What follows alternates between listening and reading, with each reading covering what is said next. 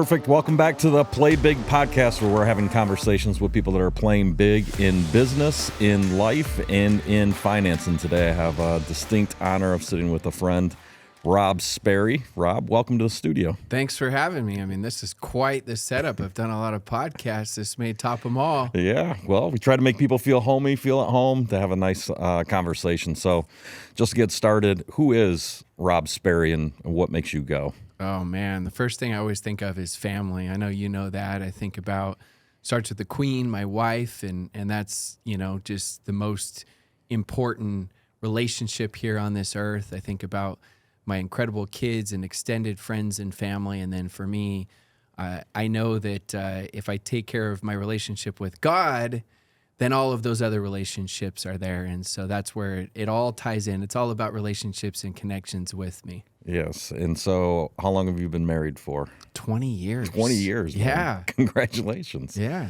What have you learned in the process of marriage? Oh, geez. Where do we even begin? That's like a 10-hour podcast, right? I would say lots of different things. I mean, one of the biggest things when people ask, like, well, how and what? And I feel like I have as good of a marriage as you possibly can. My wife has an extremely strong personality, very feisty, which to me, I just love, and is very attractive to me at the same time, and also frustrating. And I also have a very strong personality, but we have so many opposite qualities that help each other out. And so when we got married, we made this commitment that we would never, ever say the D word. So divorce, right. It's never been mentioned once. Now, I guarantee in her mind there's been several times where she's hey, like, man, look, I won't say I'm going to but... drop it. I'm going to drop it, right? And that means a lot, because we've had times where, you know, you go through life and you're frustrated, and sometimes it's her fault, sometimes it's my fault, sometimes it's a little bit of both, but it's like, we know we love each other and we understand what love is. We understand, you know, part of love is a commitment. It's a process, right? And we're going to go through our highs and our lows, and she helps pull me up when I'm going through my lows, and I help pull her up when she's going through hers. And we know that no matter what happens, no matter how pissed off we are at each other, we are always a team. And it's like one of those things that's just unsaid. Like we just know it. And I also feel like as we both get older, we're quicker to forgive, right? Whereas before it was like you hold like these grudges, and now it's like she could be pissed off or I could be pissed off, and it's like 5 minutes later she'll ask me about this or I'll ask her about that, and we just understand each other. Right. So it's been good. That's also, how many kids do you have? 4. 4 kids. How ages? Yeah, oldest is 18, just graduated. So awesome. We started having kids really, really young, got married young. She never wanted to or planned on getting married young. It's just one of those things that just happened. And so he's 18, and then we have a 16-year-old girl, and then we have another girl who's 13, just got her first boyfriend. Please help me, help me. Oh, boy. Yeah. I just had to offer $1,000 if she can wait till she's 16 to have her first kiss, and she was still considering it, which we know she's not going to make it, but let's right. get her like another year. And then our youngest is 9, and he's a boy. So one boy, the oldest, then 2 girls, and then another boy. That's awesome. End. Like a little Oreo cookie. Yeah. Let's sandwich the girls in the middle, man. That's awesome. And what have you learned about yourself being a father? Wow. I mean, it's like all of your weaknesses are just like, they're exaggerated, right? You find with your kids, I always teach whatever you do well duplicates sometimes. Whatever you do poorly almost always duplicates. Interesting. So we see that in business, leadership, right. life, and you see that especially as parents.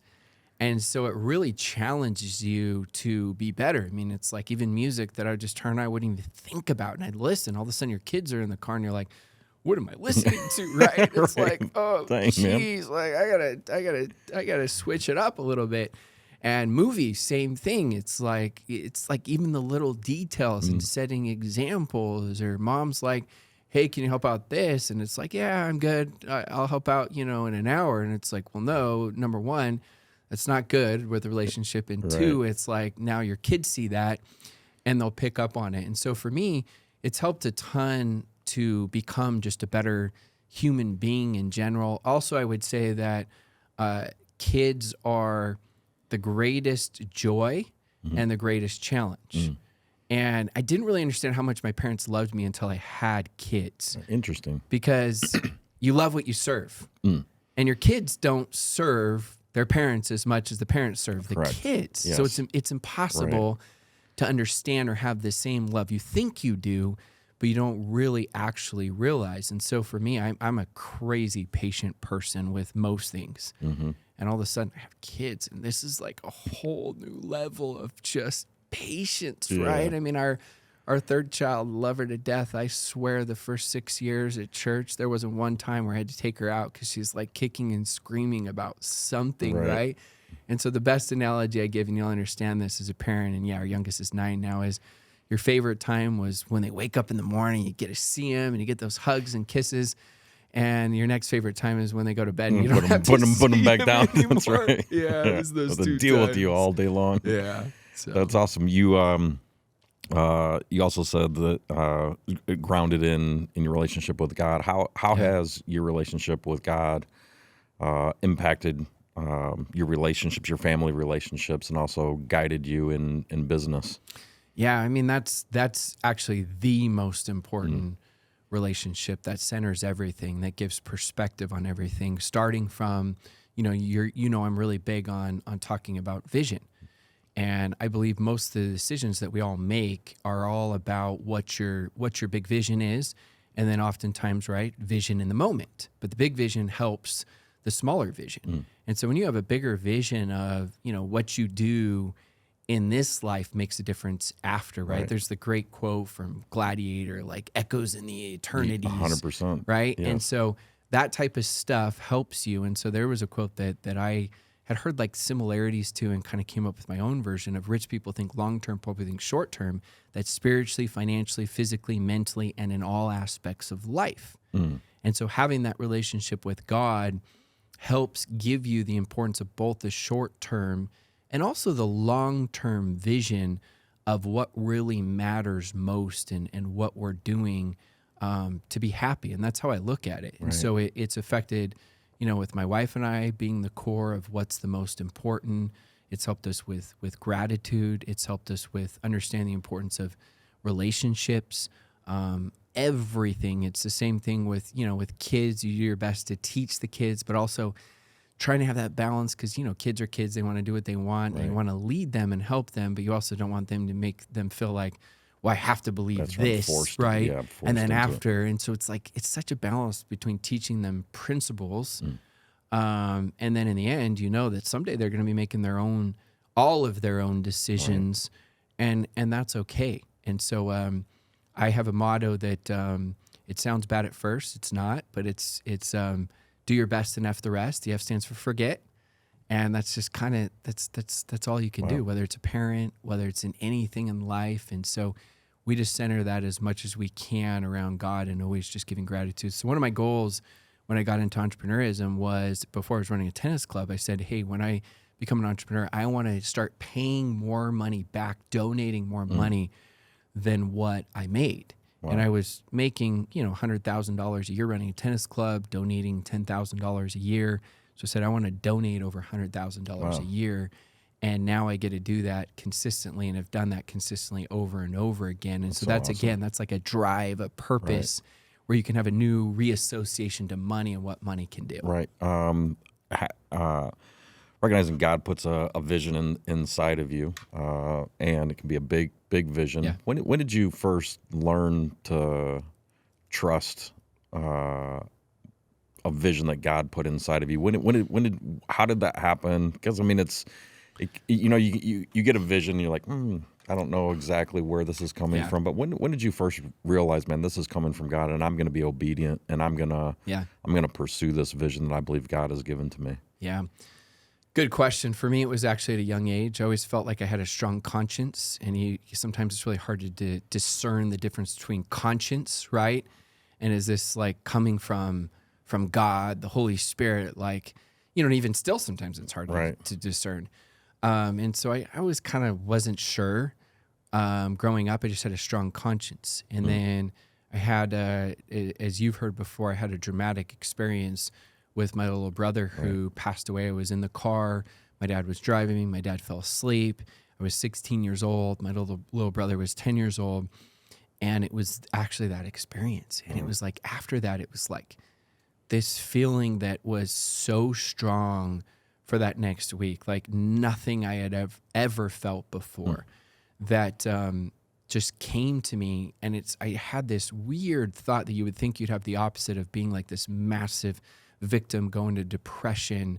And I was just very blessed. And these thoughts came into my mind. And one of them was just part of that vision was that I was going to be someone that made people feel important, that I was going to be someone that was going to bring people together in everything that I did, and that I was going to become a leader. Now, I didn't fully understand like the words, right? I didn't understand the feelings. I didn't understand like what that really meant, right? And even still, different things come about and show themselves. Right. But it was weird. At a young age, I had a perspective of an 80-year-old. Like I started thinking about death, not in a morbid way, in a perspective way of what if I pass away? And then I had a wife and kids, and I still think about that on a daily basis. Wow. What if my wife passed away? What if my kids passed away? And it doesn't make me perfect. I'm far from it. You can ask my wife, but it does help me to be a better father, husband, leader, friend, human being because of that. And so for me, it was a very, very young age. And again, it's kind of, part of that vision is learning what your talents are. Right. And once you learn those talents, you focus on them. And so even this last year, I wrote down one word on the board. I'll tell you what that word is in a second. But that one word I wrote on the board was one of those words that was inspired. I was trying to figure out, okay, how can I actually increase my influence? How can I make more money? What's something I would have fun doing, have energy that would fulfill my talents? Right. And that one word was collaboration. Wow. And I look at, some of the things we're doing now. We met years ago. Right. I look at some of the things that I'm doing with several other friends that have just come about, like in the last 4 or 5 months, a couple of huge things that will be announced in the next 2 months. All of it comes back to collaboration and that vision from a long time ago. That's awesome. That's and where does your choosing a word, finding a word that has relevance or meaning or came from somewhere, and it's like, I'm gonna have this one word. How do you yourself maintain obedience to a word or a vision? Because it's not like, I put down this word and all of a sudden instantaneous collaborations are taking place. How does Rob stay obedient to that vision or to that word or that intention? I've got to visualize it, and part of the visualization for me is I've got this massive whiteboard, and I write it down so I can see it every day in my office. And then what I do is as new thoughts and ideas and inspiration come, then I add below the word of ways that I can make that happen. And so I've constantly updated that. Now, of course, sometimes there's even more structure where there's certain things that you need to do and you put in your calendar and you set reminders and do it. But I have it right now on my board. I have the word collaboration, and I have right now, certain things have been deleted, certain things been added. Right. I think I have 8 or 9 different things that are listed right below that word. That's awesome. Right in your face every single day. Yeah. Growing up, you had this traumatic experience, what you're talking about. You have this vision, you have this idea that you're going to be a person of influence, you're going to empower people and do all those kinds of things. When did you first realize, man, I'm a talented individual? Like, when did you start to see the fruitions of, man, I have what is inside of this vision that was given to me? Yeah. I think it showed itself in different ways at different times. So I went out and I served a humanitarian type mission when I was a teenager. I lived in Argentina. Wow. And I was there for a couple of years. Learned how to speak Spanish fluently. In fact, I didn't even speak English more than a couple times a year. Wow. That's how I immersed myself to actually just learn it. Right. I got back and I played some college tennis, got married, and I said, okay, what's next? And I had these aspirations to run a tennis club. And so for me at that time, that was what I was going to do. And I started running a tennis club at age 24, which most tennis club directors are 50. Wow. Okay. So for that world, I know it's a different world. Right. There's not insane money, but for that world, that was a massive achievement. So the influence that I had in the community for kids, even for adults, even for super wealthy people, where I was teaching them tennis or I was teaching their kids tennis. They actually had a huge impact on me. I remember teaching, there were 2 billionaires, and I didn't even know at the time. Found out later that I'd been teaching them and their kids tennis, and felt pretty dumb when I told them that I was raising my prices from $70 an hour to 90. Right. Are they okay with it? And like, yeah, we're good. And later they're like, do you know who that is? And they told me, I'm like, what an idiot. I feel so stupid. They were probably like, yeah, no problem, pal. we're good. And so at that point, I knew that I was good at that, right? But I thought that was it. I thought, okay, I'm just going to be like, the top person in Utah, and I'm going to build this big program, and I'm influence so many kids and adults. And then after that, I actually got into sales. Now with sales, my biggest fear was public speaking. And so I started out and I did really well at sales, and they're like, oh yeah, we need you to help out a little bit and share your story. And first it was 10 people, and then it was 20, and then it was 50, and it was 100. And I wasn't very good at it, but I had become good at sales. And so I thought, okay, well, this is a way to have even more of an impact all, across these different sales industries. Then eventually I started getting a little better at public speaking and had a better story from sales. And so they said, okay, well, can you speak to more people and more people and more people? And then eventually, before you know it, I was a public speaker, but I actually didn't think I was very good as a public speaker. It was just I had such a good story and credibility. Interesting.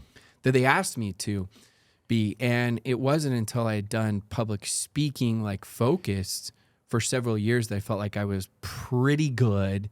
And then after doing that for another year or two, I felt like, okay, now I'm really good at this. And this is something that I can empower people at another level. And so now I've looked at it. I've spoken, I think I was looking the other day, 23 different countries I've been paid to speak in. That's awesome. And so to answer your question, written books, but to answer your question, it's like different moments it shows itself, because probably if God showed me the plan, right, you're going to be a public speaker, That's I'd be right. like, okay, Yeah, we're done. I'm out.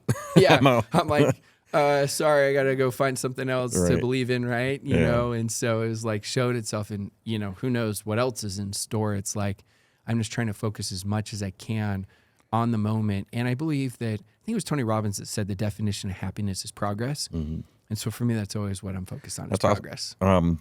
Tennis player to salesperson. That's like it's an interesting jump. What was the jump for that? And then how are you good at sales? Because most people, if they haven't done sales, they're usually, it's like public speaking. They'd rather drink a bottle of Clorox bleach than sell something or speak on a stage. But how did you go from tennis coach to in sales and also actually be good at it? Yeah, one of the guys that I taught his kids tennis to, he was, had made at that point, I don't know, $30-40 million, massive net worth, lots of real estate, done really well at sales. And he just sat me down and he said, look, I know you. I love you. I love your family. Like, this guy's going out of town every 3 weeks. And my wife and I are just young, married. We're like, yeah, we'll go watch your kids. He's got a plane. He's got all the cars. He's got outdoor soccer filled with outdoor movie theater, right? Like everything. He's got everything. Sand volleyball court, pool house. Resort. Yeah. And we were just like, yeah, we'll watch your kids and we get paid to do it. That's right. We're broke. And he said, look, you've heard the definition of insanity. He's like, where do you see yourself 10 years from now? There's only so much upside in coaching tennis. He said, I get tennis is your dream, but you don't have to make money doing it. Let's make enough money elsewhere so that you actually have more time, which your real dream is your family and spending time with them. And then he said, and you can go do tennis for fun. Right. And I'm like, yeah, but how? And so he pitched me on that vision. And so my fears on a scale 1 to 10 were a 9. Right. But the goals, dreams, and ambitions were a 10. And so I'm like, okay, if you can teach me how, I'm tough. I'll do it. I won't necessarily be great, but I'll do it. And I had really good relationships, strong connections, a lot of trust, a lot of credibility. But on the opposite side, I wasn't good at sales. And so I made up for what I was good at. And what I was bad at, I was able to actually go over to his house for 3 years, 5 out of the 7 days a week. Wow. And he just let me use his pool house as an office. He was retired. So he's like, yeah, I'm happy. I'll just come help you. I'll come out. work with you, help with calls, anything that you need. And so he did that, and just I mean, he was awesome and brutal and awesome and brutal all at the same time, tough love. And that really, really helped me out. And so for me, he cast that vision that, yeah, you can't have that time freedom. And so now, fast forward, I coached both my kids' high school tennis teams for free. That's awesome. So it's like 5 to 6 months a year, 25 hours a week. I don't have to worry about money or anything like that with them. And that was part of the dream that I had, which is so fun. And you guys were in Vegas. I was just in Vegas, but I was at my kids' tennis tournament. So I get to travel with them and be with them. And so the vision was just really big and clear from him. How does it feel being a good tennis coach right early on in your life, to you being a good tennis player, also being a good coach, to now coaching your kids? What's the difference in feeling from coaching other people, other families, other people's kids, the emotional to your extremes? own? To your How about own. that? Yeah. So the highs are 10 times higher when they're good. Yeah. And the lows are 10 times worse when they're bad. It's like, I mean, my daughter knows this. When she loses, I feel like I lost, right? Not in a negative way. It's not about results. Right. And I just mean, like, if she has a bad moment or something we work on, I'm just like, oh. Feel it too. But then when she wins, it's like, and sometimes winning doesn't necessarily mean winning. Like, she just played this tennis match down in Vegas against a girl she was supposed to get smoked against. She loses the first set 6-3. She wins the second set 6-3, and then they play a tiebreaker to decide the third. Right. First one at 10, and she lost at 11-9. Wow. To me, she won. She was supposed to get killed. Right. And it's progress, right? Yes. Progress. And so for me, that was winning, and I was just like beaming. I was so excited because she showed progress. Then the next match, she plays a similar girl, and she's done well against her, but this girl's supposed to kill her. And she wins the first 2 games and then just emotionally just fell apart. She lost 3 games in a row, and it's like it just momentum built the opposite way. And it was like one of those, the same thing where you're just like, oh, like what? How can I help her? Right. And a lot of it's her. And so you get to ride it. But in the end, I keep telling her, I'm like, we won't remember that match that you lost. What we're going to remember is that we went together and we hung out. That's we were awesome. in Vegas, and That's a cool perspective. and that sort of thing. I said, so, and I asked her, I'm like, do you remember who'd you lose to a year ago? Right. She's like, I don't know. I'm like, that's my point. So just let's go. Yeah. Let's just have fun. Another step in the process when you're coaching as a father and as a coach. Is it hard for you or your children to separate my dad from you're my coach versus you're my dad? Don't talk to me like my dad. Don't talk to me like a coach. Or does it bleed over into the home? Yeah, so it doesn't bleed over in the home, but each kid's a little different. It depends on the child. My oldest son, it was like just fighting like every time. So finally, I'm like, that's fine. I'm like, you can have your uncle who also played college tennis and other people. And then all of a sudden he got to high school. He's like, Dad, I wish I would have had you coach the last 3 years. You're so good. And, it's right. Jim Rohn says, when the student's ready, the teacher will appear. 100%. Same thing happened with my daughter. Worked with her. And then she went through the middle school years, got a little frustrated. And then especially just recently, it's like, now not only does she want me to come, but she does a good job of not fighting. And I just tell her, I'm like, look, we got to separate dad and coach. Right. And if I talk to you, because, one parent pointed this out to me, really good guy. He's like, look, he's like, I love you as a coach. He said, but one thing you got to do as a dad coach is when you go on that court, you can't tell her to not get frustrated with you, but then you talk to her like a dad. You can't switch dad, coach. You have to put on coach hat, and she has to put on student hat. Right. And so I tell her, I'm like, hey, look, if I'm talking to you like a dad would, not a coach, then you just call me out and I'll do the same. Awesome. And so it's finally like just, clicked for her because she's crazy feisty like her mom, and why she's such a great competitor. Yeah. And so she takes her frustration out on me, and finally it's been like really, really good. That's so it's awesome. fun. That's got to be a cool experience. Yeah. It's awesome. Being in business, being in sales, talk to me about that journey. So you're switching career paths-ish, like going from this to that, start doing well, have a good coach, have a good mentor, someone that cares about you, believes in you, shares a vision with you, shares a dream with you, willing to go through the ups and downs with you. How did that start to propel into a business or other things, just going from sales to something else? Yeah. I mean, going from sales to, now I do a lot of public speaking, Right. right? Consulting, training, coaching, different sales teams from all over. I just believe, like anything, there's a lot to be said for actually doing it first rather than trying to teach what you think Right. would work theoretically. You don't truly understand something until you go through it. And so for me, I had to go through that. But the great part is I went through it first as a tennis coach, then I went through it as sales, and then I transitioned now as a public speaker where I can help people with personal development and sales. And the best person that you can teach for everyone is who you once were and help show them where you are now and where you want to go. Right. And so for me, I look at that entire process and if you overcome your weaknesses and turn them into strengths, that actually makes you the best teacher. Because someone just was a great public speaker from day one, they don't understand how or why. Right. They can't teach it. That's right. Just If is. you were great at sales, day one, never did it, it's like you can't really teach it because you didn't learn it, you knew it. Right. And so I want to flip the script for everyone and empower them and say, look, I believe that those so-called weaknesses are actually your hidden strengths if you look at it properly. Not only if you overcome. And so for me now, I look at sales and how well I did. I mean, it was a multi-billion-dollar company. Right. And I for like new people in the company out of 40 countries, I was number one with my introverted, with my soft-spoken style and personality, right, with no background. And I didn't try to be anyone else.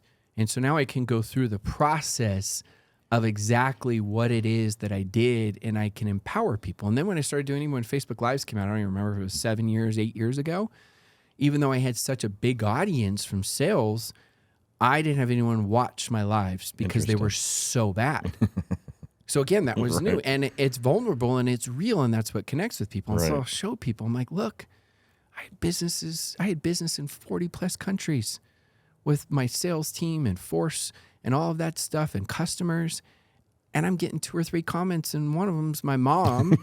Cheering you on still. Yeah, and I'm like, go Rob. And it's because I sucked. Right. And that was painful, right? It attacks like your ego where you're like, oh, I'm supposed to be good, but I'm not good at this. And so I just kept at it. But now, same thing. Now I can go teach social media and actually how to do live videos, and I go through the process of what I was bad at and what I learned, and I just stuck with it rather than giving up and blaming the algorithm or blaming this or that. It's like, no, I'm gonna, right? You know, I love giving quotes. Don't wish you were easier, I wish you were better, right? I think that's Og Mandino. Sometimes there's such great quotes. Yeah, they just ramble around. Everyone's saying it, but they're solid. I mean, they call them cliches. It's because there's some truth to it. That's why they keep repeating. Yeah. There's a lot of truth into it. How do you personally, or how do you help other people when they have that weakness or they have that obstacle that's stopping them from something, or they have fear, low self-worth or self-doubt that creeps in?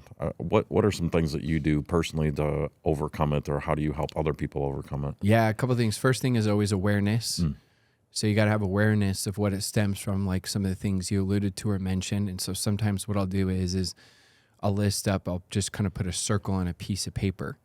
And then around the circle, I'll ask them what are their biggest fears, not physical fears, but mental fears. And they'll be like fear of missing out, fear of rejection, fear of success, all these different fears, right? And they'll list like 10 or so. We'll just keep going and going and going. And then after they do, and I take all of those, and each one I put to the bigger circle. And so it's like attach it, all these little bubbles that attach around it. In the middle, I put fear of judgment. And I say, look, if you removed human beings, you wouldn't have that fear of missing out. You wouldn't have that fear of success. You wouldn't have that fear of failure. You wouldn't have that fear of rejection. All of those fears stem from the mother of all fears, which is the fear of judgment. Wow. And so I'm like, look, this is the first thing we've got to recognize is where it comes from. And then from there, I say, you've got to learn to talk to yourself more and listen to yourself less. Because a lot of times your brain is wired to protect you from worst case irrational scenarios that are very unlikely to happen. Right. And instead, what you need to do is talk to yourself more and talk yourself through it. Because when you think about it rationally, how funny is it? You're on your deathbed and you're like, do you remember, 20 years ago when I was scared to reach out to that person because they would have said no to me about whether it's real estate or small business owner or, online seller. It doesn't really matter. Right. You laugh about it. Yes. But that's perspective when you're on your deathbed.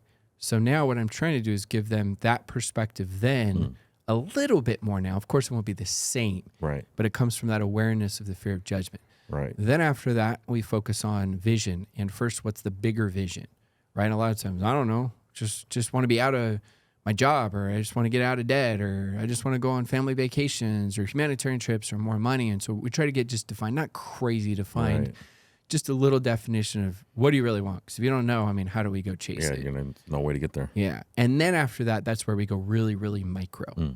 Because, too many times people get overwhelmed looking at climbing Mount Everest. And right now we're not climbing Mount Everest, even if we are. What we're doing is we're putting one foot forward, right? Right foot, left foot, right foot, left foot. So I'm going to teach them how to put their right foot forward and then their left foot and then their right foot and then their left foot. And that's progress. And so we're going to take it and really just go through awareness, big macro vision. And then after that, we're just going to focus on the most smallest, simplest thing, because it goes back to the word again, progress. If I can get them a little bit of progress, I can get a little bit of momentum, right? Then what I can do is have them gain a little bit more hope and excitement. And now they have much more of a willingness to actually, instead of just crawling forward, then it's walking and then it's jogging and sometimes even sprinting. Right. When you go, you said the difference between talking to yourself and listening to yourself. Can you explain that a little bit more? Yeah. 'Cause I think that's extremely insightful. How do you teach someone to talk to themselves better if they're always listening to the nonsense that's coming into them? So personal clients that I've coached or high-level leaders that I work with is I tell them, and it works for anyone, but I tell them anytime you have a negative thought come to your mind, I want you to instantly do one of a couple things, depending on where you're at, right? If you're driving or whatever, is if you're in your office, I want you to write down 3 solutions. Because now what you do is you retrain your brain to work for you rather than against you. Your brain becomes solution oriented, because we know that our brain is so powerful, but you're the one that calibrates what your brain focuses on. So is your brain going to focus on problems or solutions? Because it can't focus on both at the same time. Is it going to focus on worst case scenario or figuring out a way to make it happen? It doesn't matter if it's sports, it's life, it's relationships, it's business, it's sales. It doesn't matter what it is. Right. If you're driving or something, you know what I mean? You're just like, I can't, or you don't want to leave a voice message, whatever. Then instantly you think of 3 solutions. So if it's like, I don't want to reach out to this massive contact because they're busy. I feel like they're just going to massively shut me down. They could make fun of me. Instantly you need to think of 3 solutions on why they would say yes, why they should say yes. Wow.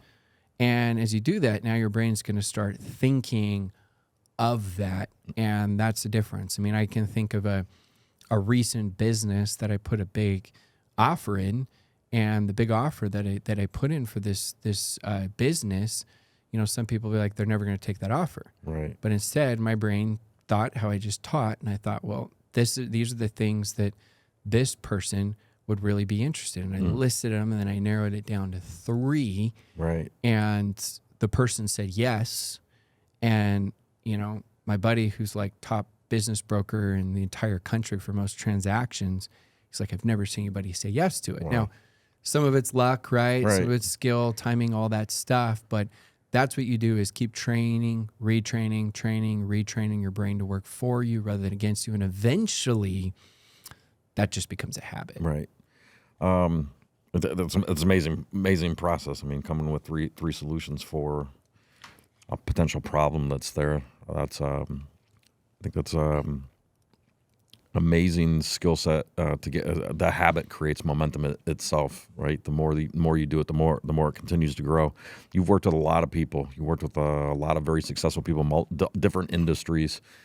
What do you see as like a difference between people that have that ability or the capability or the capacity to not just do it once, but turn it into like a behavior, something that's a part of them, and actually be able to move towards their big dream versus people that say that they want to, but then for whatever reason stall out? What do you see as the difference between very successful people and just people that are just mediocre? Yeah.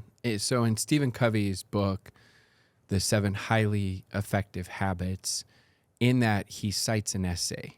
And the essay he cites is the most common denominator of success. And look it up. It's super simple. And this guy spent, I don't know, he says a large part of his life studying the difference between successful and unsuccessful people. And in the study, there's a couple interesting sentences. And I'm going to just really like capture like the summary of those couple sentences. But he said something to the effect of, successful people do what unsuccessful people aren't willing to do. And then the key point was, it's not that the successful people necessarily like doing those things, but they're willing to do it. And as simple as that is, I know that comes back to, right, the vision. And part of the vision is what you really want. And part of the vision is your belief system in if that's possible. Right. Because everyone wants happiness, right? Everyone has maybe a different definition of happiness. But then we have our own belief systems of if it's possible. And that's why I am so big on creating the stupidest, smallest goals in the world to keep us going. I mean, now it's been 15 years. I haven't missed one day of personal development reading, but my minimum is just do it. Right. My goal is an hour a day. I travel a lot. Right. My minimum, sometimes I only do it for a minute, but I don't miss. It's simple things like that. Like, I'm going to brush my teeth no matter what. Right. Right? Sometimes it's like, oh, I'm tired. Right? I should be brushing way longer. I'm going to do it no matter what. Right? Prayers, I haven't missed in 15 years. Awesome. Sometimes I say prayers and the man upstairs is probably like, dude, Rob, like, are you kidding me? Get back on your knees. That was the world's worst prayer ever. Right. I'm sorry. Right. But I'm just being real. Like, but I have to have those minimum goals so that I'm at least right there having a little bit of progress and not falling back, because eventually what happens is you miss one day. Right. It turns into 1 week. Right. 1 month, 1 year, and then it turns into the tomorrow goal. Yeah. And the tomorrow goal turns into the never goal. Right. It just never happens. I mean, how many people it's like tomorrow or next week or next Monday or next month or next quarter or next year. And so for me, I just know that I have to have those like stupid, small, simple. And I know that you're not going to be wildly successful from just those, but that keeps my base levels. So it keeps things going, and then I choose my focus of where I'm going to go out crazy and make things happen. And how do you maintain that standard for yourself? I mean, even something that's that simple, you know, there's a lot of successful people that do simple things, but it's like a different level of standard. And it's one of the things I admire about you a lot is just this, the difference between a goal and a standard. I mean, people can set goals, but that's just like a embedded standard. I mean, you're not talking about 1 week, 1 month, 1 year. You're talking 15 years of a couple daily. Where does that come from, and how do you maintain this fight versus you? Like, this is just my standard. I don't care if it's 1 minute. Yeah, just something. Where's that come from? I mean, where does it continue to come from? If someone told me on day one, like, you're doing this for 15 years, I would have been like, are you kidding me? Right? It goes back to one step at a time. Yeah. There was someone just extremely successful guy he's got like 20 companies worth well over $100 million. And he said something that we've all heard before, just in a different way. He said, want to know the key to be successful? And I'm giving all these answers I thought were pretty good. He's like, nope. I'm like, what is it? Right. He's like, it's going to be so stupid simple, you won't even believe it. I'm like, okay, tell me, man, what is it? And he said, do what you say you're going to do when you say you're going to do it. It'll change everything. Your relationships, your trust in others, your trust in yourself, your confidence in others, your confidence in yourself. He said it just changes everything. And that really set a tone for me. And so I'm very careful on what I say I'm going to do, because if I say I'm going to do it, it's not if, it's done. Right. Like I tell my friends, if we want to do a competition on like something that's like discipline, I'm like, your best case scenario, you tie me. Right. Like you can't beat me. Right. Like it's done. You can't beat me because I don't lose. Yeah, it's just like I'm going to do it if it's something that's based off of effort, not results. Can't always control it. And so, you know, at the beginning, I had like, no one taught me to do this. I had like these little checkbox, like Excel spreadsheets, old school, and I'm like checking off, and eventually they just turned into habits. Yeah. Like I didn't need to track them. They shifted from a goal to a standard to an identity. Wow. And that's the key. I've never heard that. I don't think I've ever said that Wow. either, but that's fun. That's actually a very profound statement. And that's the key, right? Yeah. Like it becomes your identity. when it becomes your identity, That's awesome. I love that. it's a little bit different. So for me, like I don't even have to set an alarm or reminder or anything. Like I can't fall asleep unless I've done those things, which is funny if you think back like years ago, like you're forcing yourself or can't forget Right. or anything like that. And so that's with everything, is we want to just be able to keep shifting up our identity. But that's one of the big things that I think people get overwhelmed with, because they don't even know like identity, like where do I even start? Right. I mean, honestly, it's where you start. I mean, think about it. You know, I did this with a friend. You're someone that doesn't go to the gym at all. You hate the gym. You're allergic to the gym. And I did this with a good friend of mine named Lance. And this was, I don't know, it was probably 12 years ago. And I said, great, here's your goal. You're going to go to the gym twice a week. I'll show you a couple things to do. Doesn't really matter what you do.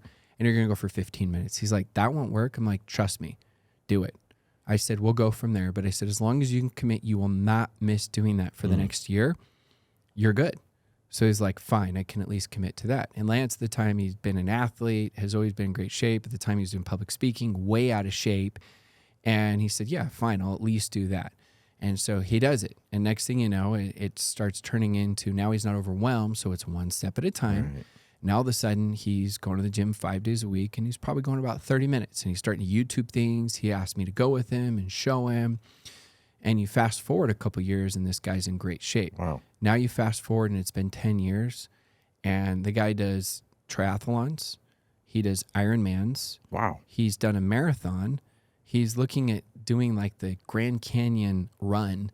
And so I joke around with him like, Lance, dude, you took my advice way too serious. One step at a time, and you took it way too serious. But if we would have started right with all that at the beginning, it would have been so overwhelming.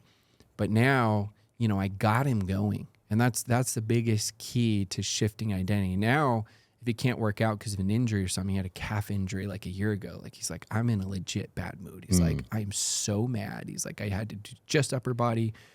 And his complete identity is shifted. It doesn't matter. He travels more than he ever has before, but now he finds time because that's who he is. Part of him. Mm-hmm. Yeah, that's awesome. What has you like I said, you've done a lot of different things. You're involved in a lot of different things. Looking at a big vision for yourself and your life, like what is the vision for your life at this moment, for the rest of your life? What's the big vision you have for yourself, or what has you most excited about what you're working on currently today? You know, it's funny. It's you think you have it, and then it's constantly adapting and changing. For me, you know, being a speaker and an author, I started gaining more of an audience, and I just love empowering people and making people feel important, but so much so they take action and do more than they ever thought was possible. And I continue to do that and continue to expand that. And, you know, with that, I've always, you know, kept in sight of my goal is first and foremost, be the best husband that I can, be the best father that I can. And, you know, even my son's 18, the oldest, I've always thought, you know, like, I want to be like the best freaking grandpa ever. My wife wants to be the best grandma. Like, I want to be there at their sporting events. Like, I'm like, I want to actually like not cripple my kids with money, but I'm like, I'd love to fund my grandkids' activities so it doesn't affect my kids' lifestyle, because I think there's importance in learning and growing on their own. I can help them with wisdom and stuff like that, but I want them to learn on their own financially.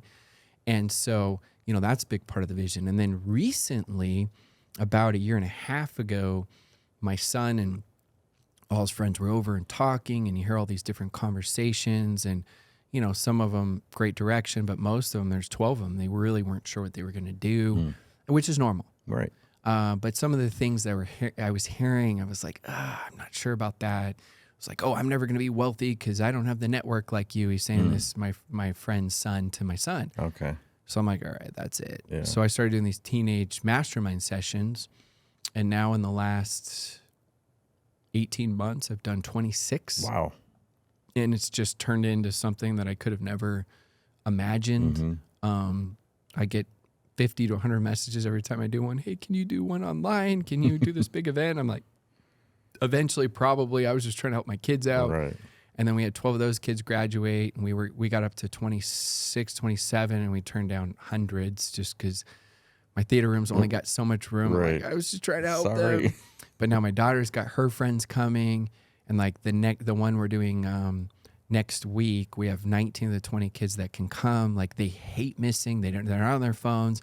They're taking notes. Like, the stories, I mean, I could go on and on. We had one kid that was suicidal, and none of the other kids still know. And my the moms text me like, she's never been in such a good mood since the last 7 months of the masterminds. Like, she's like crying. You got all these other kids, like some starting their own businesses, some that were like scared of anything sales, started doing door-to-door sales. Wow. And he's like, I'm like, how much you make? He's like, who cares? I failed forward like you taught me. He's like, so I'm like, I'm out there doing it. Wow, man. Like, so that's part of when you say like vision and growing and things come and you just don't know what the man upstairs has in store for you. And so that's become something now that's like been pushing me more and more. I've always connected with the teenagers. Like I love, like my kids as teenagers love it. Their friends working with them. And so more and more I focus on that. So we had like this big event locally where we live, where we had, I mean, the biggest speakers you've ever heard of. And you had many of them were there, and someone just donated. They're like, hey, you want 30 tickets? Your teenagers can go to it. Wow. And most of them all went. Then the next week we got this other big event. Tony Robbins is at the event. Gary Vee's the event. Someone else like, hey, do you want tickets? Donate. The teenagers all went. They're like sharing their notes, what was great about it. That's so cool. So it's amazing how, like we talked about, who knows where we'll be in 10 years from now. I mean, the goal is just keep doing your best. That's awesome. What have you learned about yourself in that process of, just trying to help your son or your son's friends or these teenagers? Have you learned something about yourself working with teenagers that maybe you didn't realize about yourself prior to that? Yeah, I mean, I think that when you start working with teenagers again, if there's anything I learned is new audiences or new challenges. You get in your comfort zone and you feel like you're stretching yourself, but I don't get nervous. I mean, I just spoke in front of 4,000 people in South Africa, and 3 days before they're like, you're emceeing the event. I wasn't even nervous.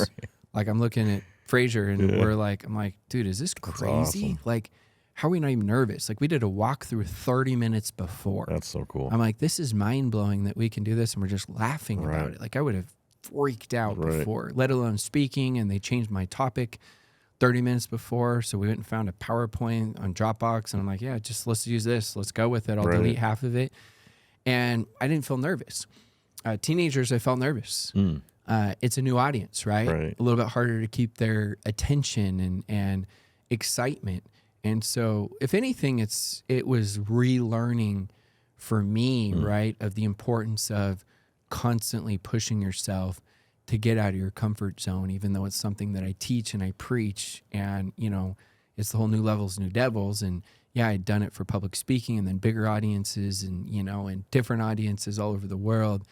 But then you're speaking to teenagers. I'm like, oh, wow. Like, I'm a little, why am I nervous? Like, this is weird. Right? Is it hot in here? Yeah. I'm like, we turn up the heat. Haven't felt this in a minute. And so, now it's going back to those basics of, okay, how can I constantly keep pushing myself to feel like a little bit of nervous and a little bit of pressure? That's awesome. That's really, really cool.